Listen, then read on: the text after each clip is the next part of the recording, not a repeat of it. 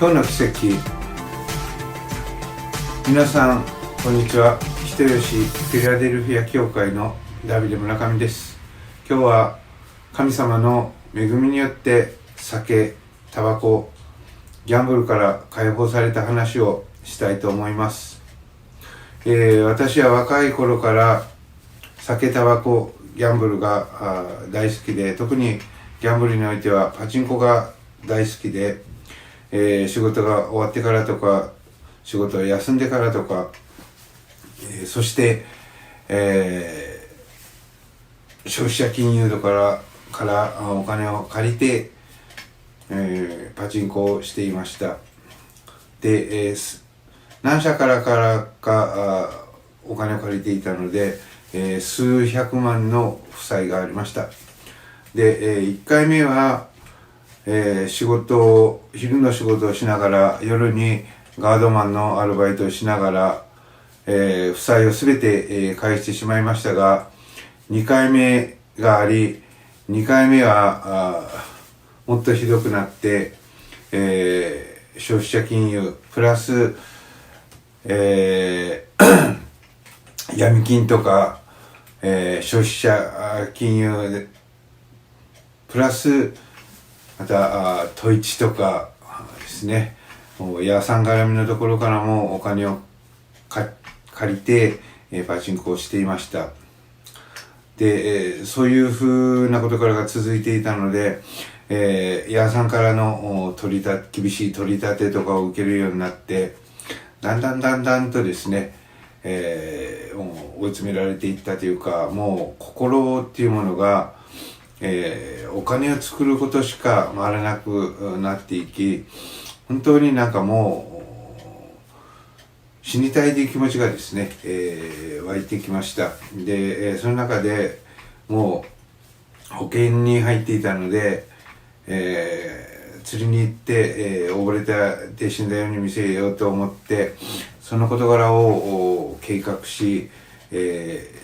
実行しました。で、夜に川に行きました。酒をたくさん買って、ウイスキーをたくさん買って、この川でガム飲みして、で川で飛び込もうと思いましたが、実際その場に立ってみると怖くて、そして家族の顔とか思い出とかが浮かんできて、なかなか飛び込むことができなくて、その日は飛び込むことができなくて、次の日もまた川に行きました。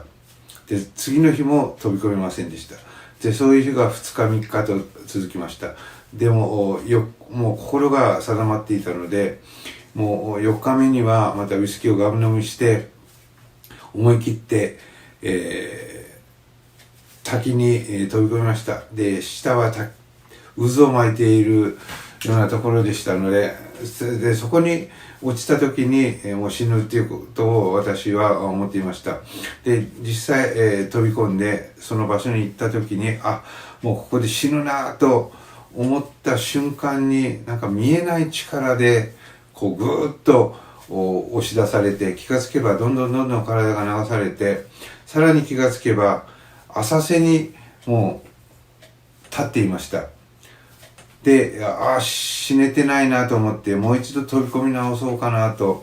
思ったその時に、天からもう本当に男性の声で、綺麗な声で、